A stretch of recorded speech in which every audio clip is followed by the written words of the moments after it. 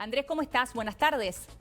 Buenas tardes, ¿cómo están ustedes? Bien, muy bien. Gracias por atendernos, Andrés. Bueno, en primer lugar, preguntarte por la polémica por la liberación de presos y sobre todo el rol y la responsabilidad de un juez que decide liberar hoy a un preso por la pandemia en el caso en que reincida. Digo, ¿tiene que responder el juez de alguna manera ante una nueva víctima? En primer lugar, me parece que esta discusión, para encararla desde una perspectiva no efectista, es necesario aclarar que el COVID-19 no extingue la acción penal, no conmuta finaliza condenas y tampoco desconoce el derecho de las personas víctimas del delito. Que por otro lado, las personas legalmente detenidas, sometidas al régimen de prisión preventiva o que están cumpliendo una condena, no dejan de titularizar el derecho a la vida, a la salud y a la integridad física. Bien. Por eso, organismos como la Corte Interamericana de Derechos Humanos y la Comisión Interamericana de Derechos Humanos y el Comité contra la Tortura han dicho que los estados primero tienen que garantizar los derechos de las personas privadas de libertad, introduciendo protocolos que eviten los contagios y en caso de contagios habiliten la adopción de medidas de salvaguarda eficaces. Y que, en la medida de lo posible, traten de viabilizar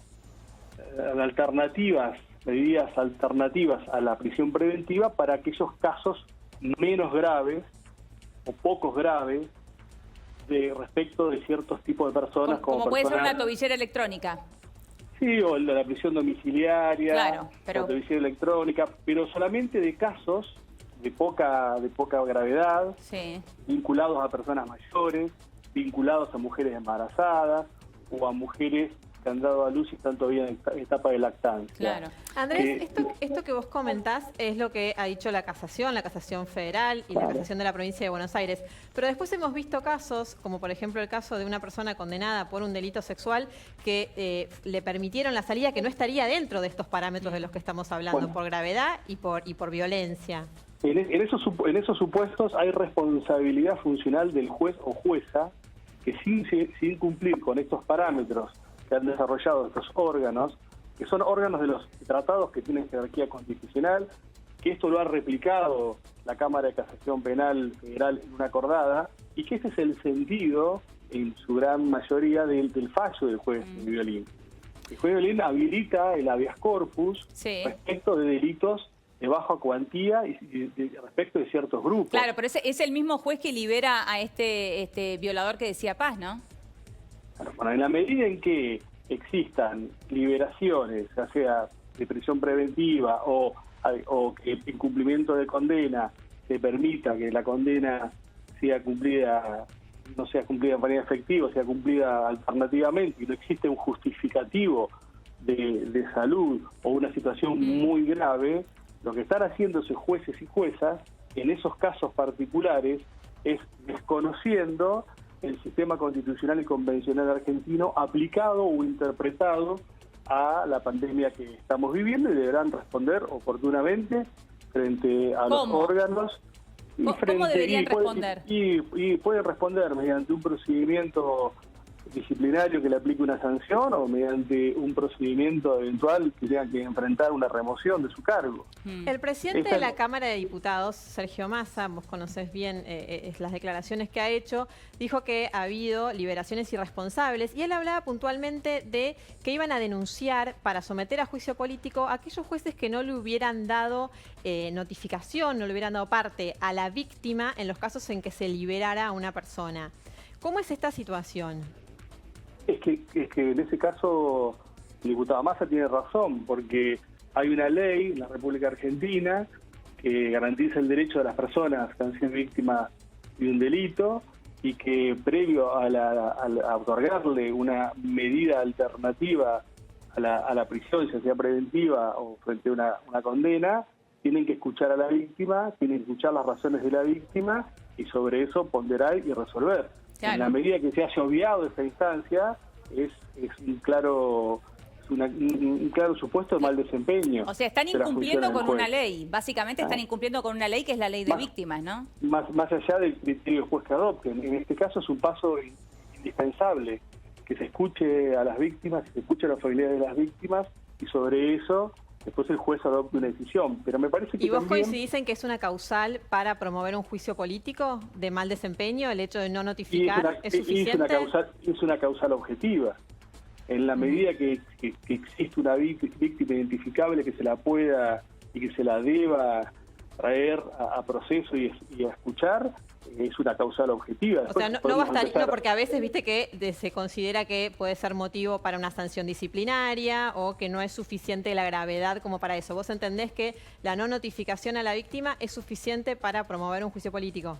En este contexto sí, porque no están siguiendo las indicaciones convencionales de los órganos que interpretan los tratados, no están siguiendo las indicaciones que de alguna manera, no de forma coactiva, porque no tiene poder coactivo para todo el país, sí, pero de una forma interpretativa ha hecho la Cámara de Casación Penal, que es el máximo tribunal penal antes de la Corte Suprema de Justicia de la Argentina. Entonces, me parece que no escuchar a la víctima en este contexto no daría lugar a una sanción disciplinaria, sino a un proceso de remoción. De remoción, o sea, de juicio político directamente. Por eso es importante, Andrés, esto que estás marcando, porque es una de las principales cuestiones que de reclamo que están haciendo familiares de víctimas, ¿no? Hoy que lo estamos viendo tanto en las redes sociales como en los distintos medios, reclamando desesperadamente para que se cumpla esta ley de víctimas, por la cual se luchó tanto.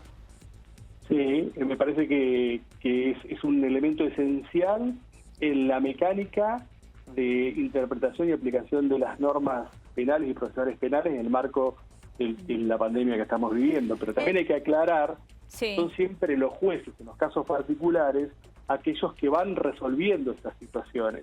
Esto de que hay un plan sistemático de liberación automática de un X número de personas detenidas, es un titular, pero no es una realidad que hoy esté sucediendo en la República Argentina, ni que pueda suceder conforme a nuestro sistema, porque cada juez, cada jueza, en cada caso va a ir resolviendo. No hay ninguna autoridad hoy que pueda, a menos que el Congreso dicte una amnistía o el presidente indulte o conmute penas, pero eso no está sucediendo ni creo que vaya a suceder dentro de este contexto. Andrés, pero vinculado con lo que decís del Poder Ejecutivo, efectivamente es una decisión del Poder Judicial, pero el secretario de Derechos Humanos, Pietragala, intervino en algunas causas, se presentó como amicus y dijo que consideraba que por la pandemia, por ejemplo en el caso de Ricardo Jaime o de Martín Báez, que no tiene un problema conocido de salud, debían otorgarle alguna morigeración a su prisión.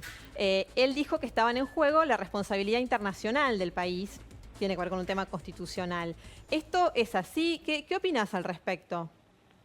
No, me parece que con la actuación que ha tenido el secretario de Derechos Humanos ya tendría que haber renunciado, porque no es función de un funcionario que tiene justamente estas misiones en el ámbito del Estado argentino, hacer de abogado defensor de determinadas personas que podrán hacer los planteos que hagan a través de sus abogados defensores, pero que no es el Estado el que tiene que ir a plantear. ¿Y en qué lugar deja esto al presidente de la Nación? Digo, que ha avalado la actitud de Pietragala y además, por otra parte, esto que vos mencionabas también de la Comisión Interamericana de Derechos Humanos, cuando se le pregunta por esta liberación de presos, él deja expresada también su postura. Digo, ¿está de alguna manera el Poder Ejecutivo dejando su postura frente a los jueces? ¿Esto no presiona a los jueces?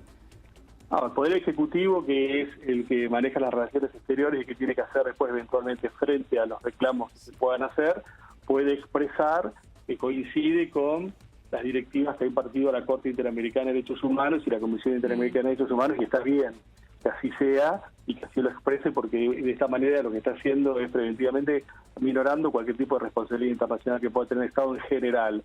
Ahora, el Poder Ejecutivo no puede meterse en ninguna causa particular a defender los derechos de ninguna persona.